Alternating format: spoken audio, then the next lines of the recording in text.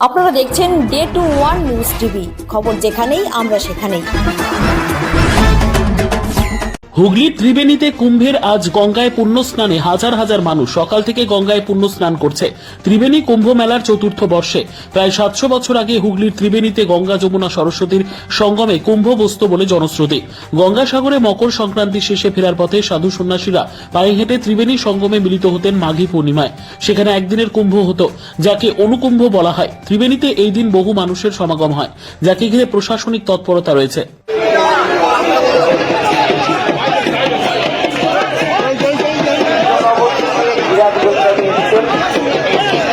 আপনার জন্য আপনার বাড়ির লোক নিরঞ্জনরা আমাদের এই সহায়তা কিন্তু অপেক্ষা করছে।